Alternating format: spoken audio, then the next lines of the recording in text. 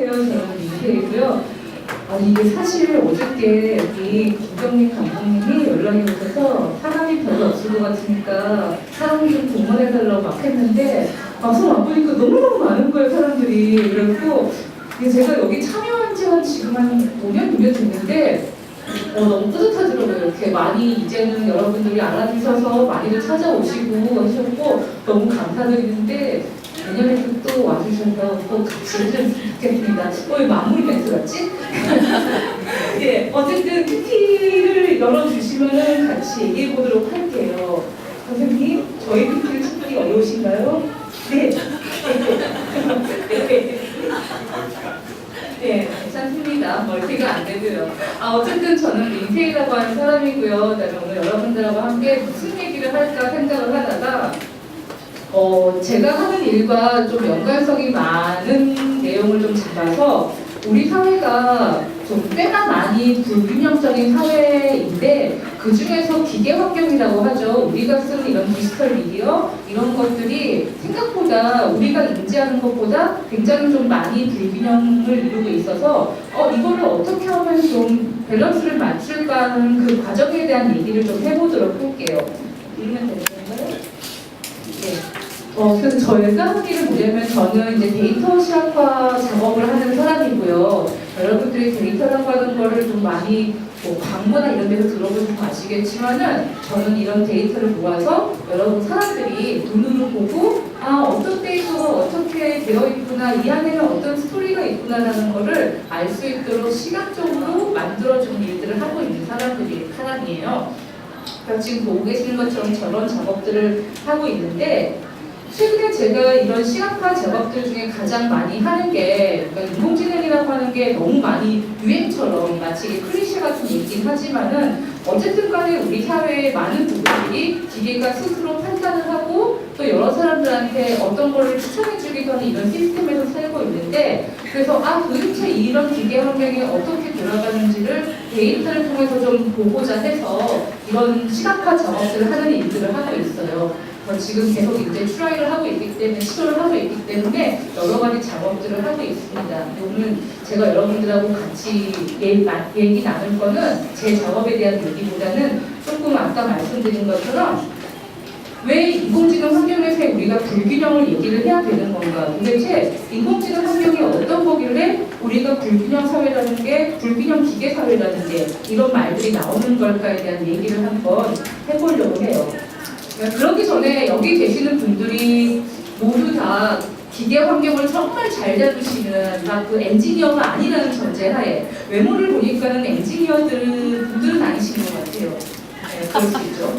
어쨌든 간에 그래서 그 인공지능이라는 게 뭔지 여러분들이 말은 알겠는데 솔직히 잘 모르실 수가 있어서 조금 설명을 해드리면은 그러니까 인공적으로 지능을 만들어주는 거예요. 누구한테? 기계 환경 안에서. 그러니까 컴퓨터가 지능을 인공적으로 갖기에는 여러 가지 방법들이 있는데 사람들이 여러 가지 방법들을 계속 시도를 해왔어요. 그러니까 지능을 만들어주기 위해서.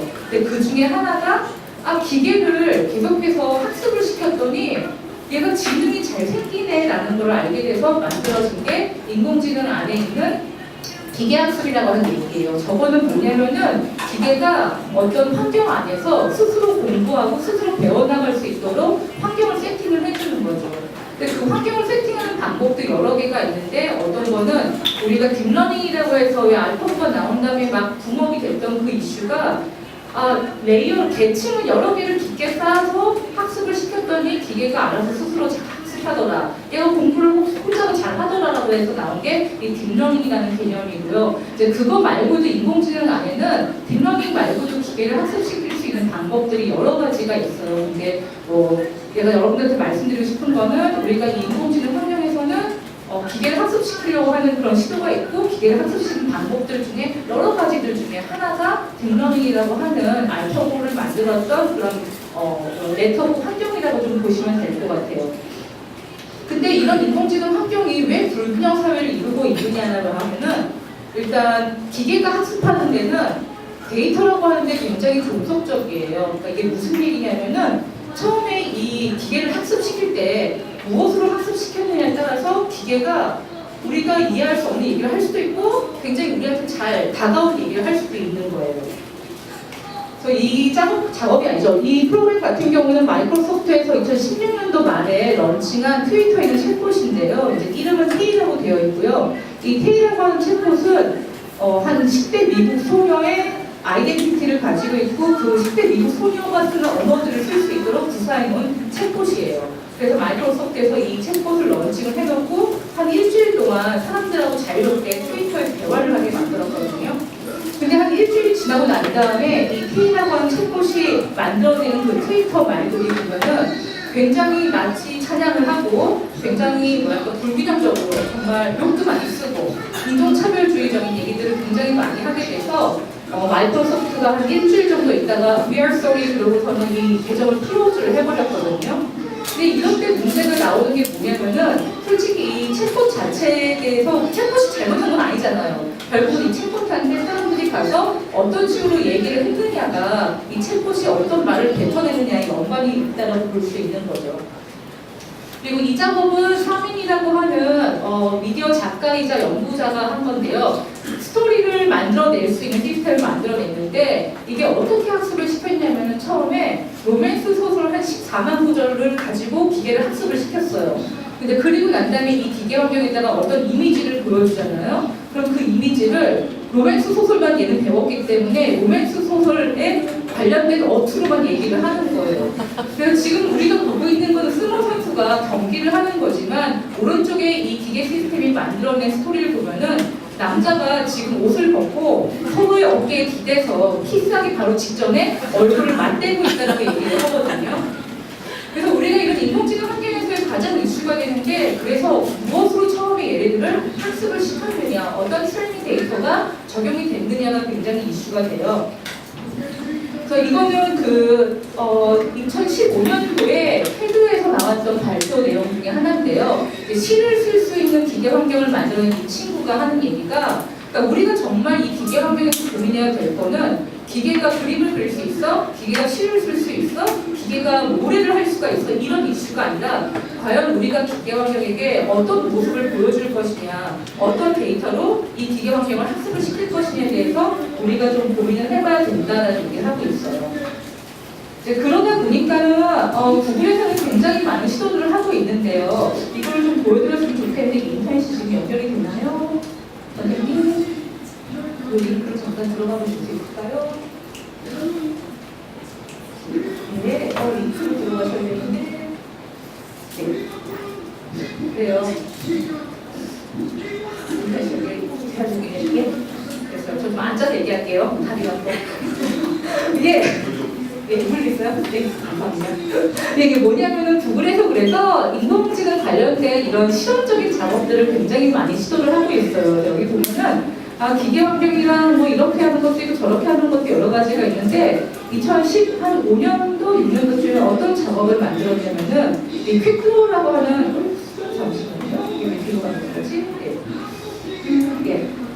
이 퀵드로라고 하는 이 프로젝트를 런칭을 했어요. 이게 뭐냐면은 외국 애들은 모여서 친구들하고 같이 놀 때 어떤 제시어를 주고 그 제시어를 뭐 10초 내에 그려라 해서 그림 맞추기 게임을 많이 하잖아요. 근데 이런 그림 맞추기 게임을 기계 환경이랑 같이 하는 거예요. 그래서 이거를 좀 보여드렸을 때 안전한 이렇게 떠야 되겠죠. 이것만 보더라도 여러분들 우리나라 인터넷 익스플로러가 얼마나 지원을 약하게 하고 있는지 알겠죠. 어쨌든 그건 그거고요.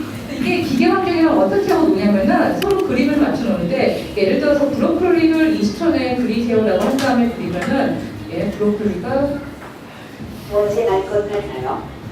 숲, 또는 황불. 이제 알겠어요.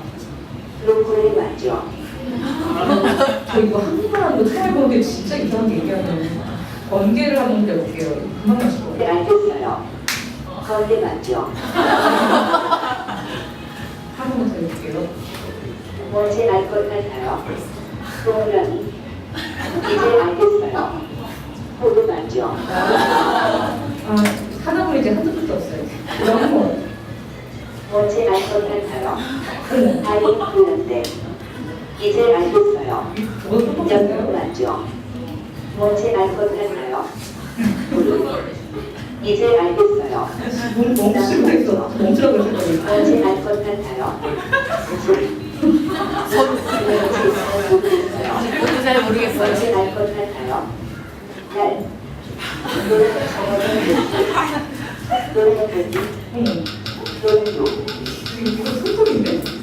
무슨 그런지 잘 모르겠어요. 그래요. 예. 여러분들 집에 가서 이렇게 하시면 근데 이거를 그림을 그려가지고 노는 게 이슈가 아니라 이제 구글에서는 이렇게 아까 제가 다 까먹었잖아요. 우리 이제 인공지능 얘기하다가 넘어가 버렸어. 근데 인공지능 이 환경이 데이터 자체에 굉장히 종속적이고 처음에 무엇을 가르치냐가 중요하다고 했잖아요. 이제 그러다 보니까 구글에서는 어떻게 데이터를 수집하지가 굉장히 이슈인 거예요. 구글뿐만이 아니죠. 그러다 보니까 이렇게 사람들한테 그림을 그릴 수 있는 도구를 만들어준 다음에 지금 저처럼 미친 듯이 그림을 그리게 만드는 거예요. 근데 전 세계에 저 같은 사람들이 얼마나 많겠어요. 그러다 보니까는 사람들한테 연못이라는 제시어를 줬을 때는 뭐부터 그리더라, 어떻게 그리더라라는 거를 학습할 수 있도록 데이터를 수집을 한 거죠. 이제 그리고 난 다음에 구글에서 어떤 연구를 했냐면은 이건 스케치 RN이라 그래서 그러면은 이제 사람이 만약에 고양이 얼굴을 그리고 쥐를 그리게 되면은 그 중간 과정에 변하는 그림들, 이걸 인터퍼레이션 그림이라고 하는데 이런 것들을 기계가 스스로 만들어낼 수 있도록 이제 시스템을 만들어낼 수가 있는 거예요. 이건 이제 또 다른 그 연구소에서 만든 건데 이 데이터를 가지고 사람들이 그림을 그린 데이터를 가지고 봤더니 어떤 문화권에서는 토끼라고 하는 제시어를 이렇게 그리고 또 어떤 문화권에서는 의자라고 하는 걸 저렇게 그리더라 해서 우리가 어떤 문화권에 사느냐에 따라서 생각하고 인지하고 있는 이런 모든 사물들이 다르게 보일 수도 있다는 거예요. 그러니까 뭐 고양이나 개나 쥐 같은 거는 일반적으로 거의 모든 사회에 동일하겠지만은 차, 집, 그리고 그게 문화를 많이 반영하는 그런 제시어들 같은 경우에는 조금씩 달라질 수가 있겠죠. 그리고 그 다음에 구글에서 만들어낸 게 뭐냐면은 이런 데이터를 기반으로 내가 만약에 이런 조그만 라인을 그리게 되면은 너가 그리고 싶은 게 이거야 하는 식으로 오른쪽에 굉장히 많은 다양한 그림들을 제안을 해주는 거예요. 이제 그러다 보니까 더 이상 사람이 직접 모든 거를 그린다기보다 인간이 하는 거는 조금 처음에 팁 정도, 그리는 팁 정도를 보여주게 되고 나머지는 기계가 완성하게 돼서 요즘에 이런 기술이 가장 많이 적용이 되는 게 이제 웹툰에서 나오는 이미지, 컷 이미지들을 가지고 영상 컨텐츠로 제작을 하던 아니면 또 다른 창작물로 만들어주는 그런 작업들을 많이 해요. 이제 그래서 계속 구글 얘기를 하긴 하는데 그 가장 많이 연구가 일어나는 게 뭐냐면은 앞으로 우리가 인공지능 환경과 계속해서 함께 살아야 되는데 어떻게 하면 잘 살 수 있을까를 생각하다가 그러면 우리가 이 페어라고 해서 어쨌든 간에 두 개의 다른 집단, 종족이 공존을 해야 되면은 서로 도움을 주고받는 상대를 만들어야 되는데 이런 관계성들을 어떻게 만들까 해서 계속해서 끊임없이 연구를 하고 있어요. 근데 이 인공지능 환경이 좀 어떻게 보면 굉장히 복잡한 과정이 있어서 우리가 흔히 인공지능은 인풋은 뭔지 알겠어. 뭐를 집어넣고 뭐가 튀어나오는지는 알겠는데 그 중간 과정이 어떻게 돌아가는지를 잘 모르겠어 해서 우리가 흔히 블랙박스라고 얘기를 하는데요. 근데 어떻게 보면 그게 완벽한 블랙박스라기보다는 분명히 우리가 데이터를 따라가면은 알 수 있는 트랜스페런트한 투명한 블랙박스이긴 한데 조금 좀 많이 복잡하다는 게 사람들이 생각할 생각이에요. 이제 그러다 보니까는 사람들이 어떻게 하면 이거를 조금 우리가 쉽게 알 수 있을까 해서 여러 가지 접근하는 방법들이 있는데 한 중간을 띄워서 줄게요. 다 보기 한 시간 정도. 이런 식으로 여러 가지 레이어가 어떻게 들어가고 그 중간에 이 관계성들이 어떻게 있고 하는 이런 것들을 보기도 하고요.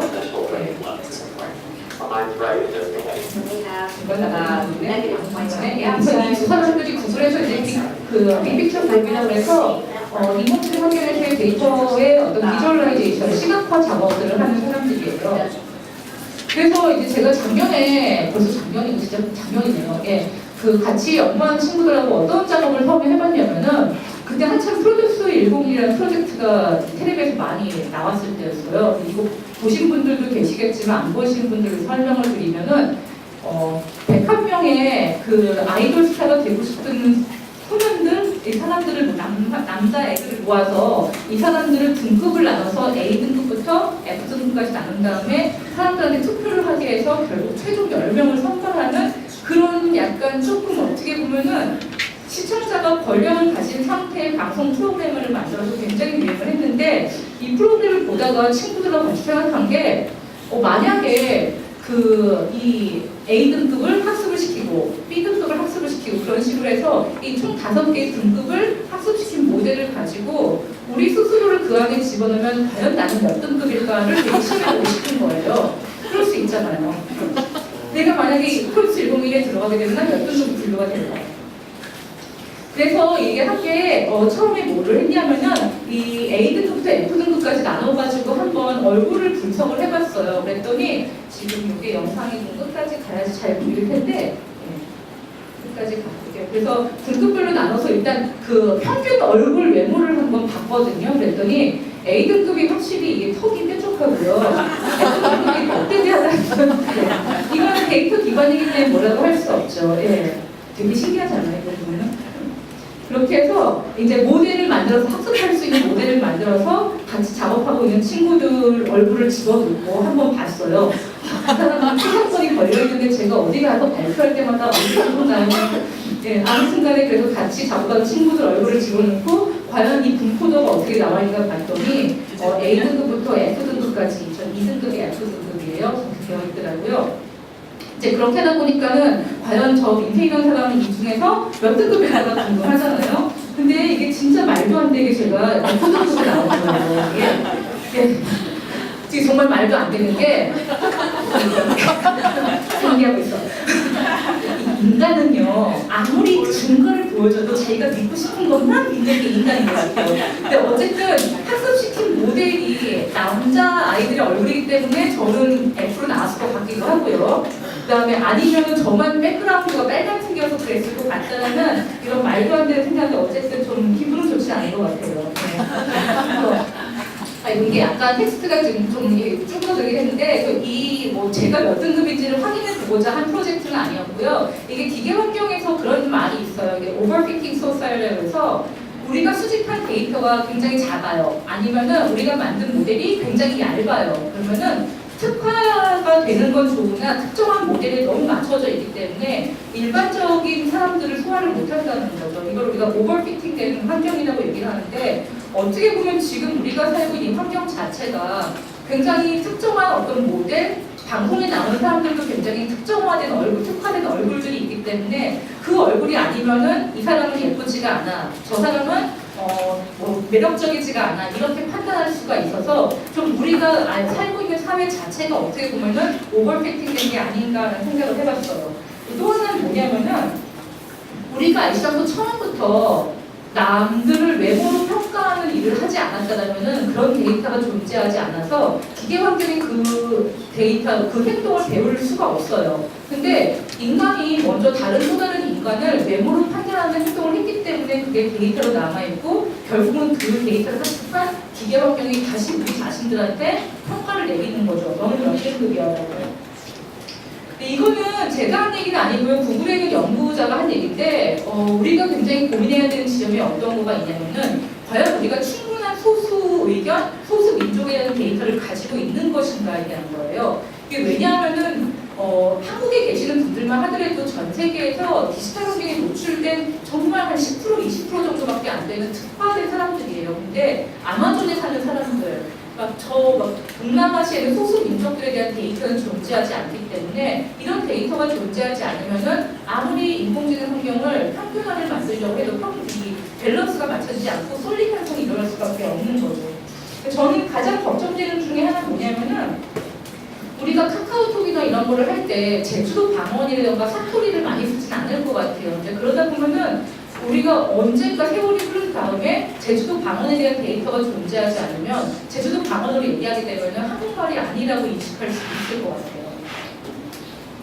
그 다음에 이 인공지능 환경에서 또 다른 이슈가 뭐가 있냐면은 지금 여기는 젠더의 불균형이라고 해서 남성, 여성, 성에 대한 얘기만 있는데 그것뿐만이 아니라 집단의 불균형이 굉장히 심각한 환경이에요.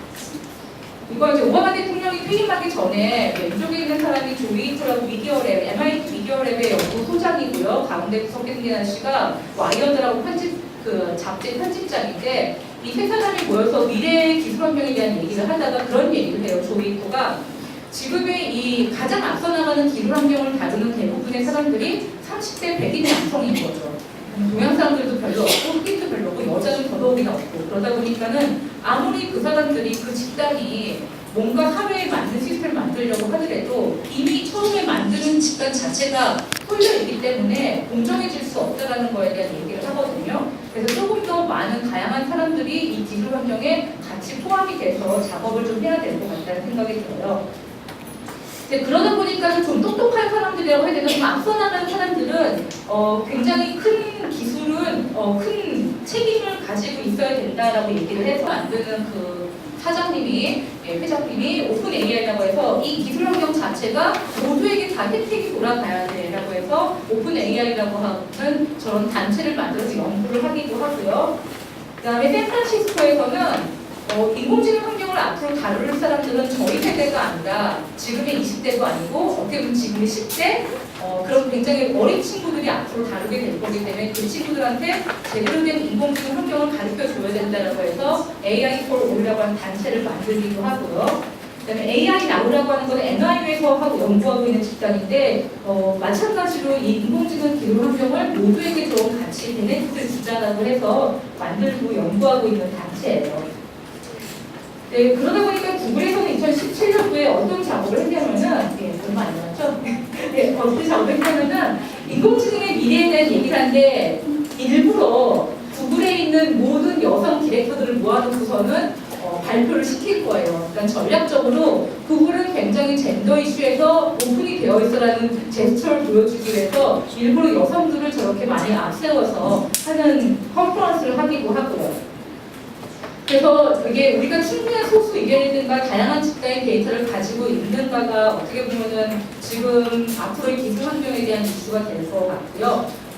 우리가 조금 더 이런 마이너리티 그룹, 작은 집단, 사회에서 약간 좀 큰 목소리를 못 내는 집단들에 대한 데이터도 충분히 확보해놔야지 이 기술 환경이라고 하는 것이 조금 더 균형을 맞춰 나갈 수 있지 않을까 생각이 듭니다.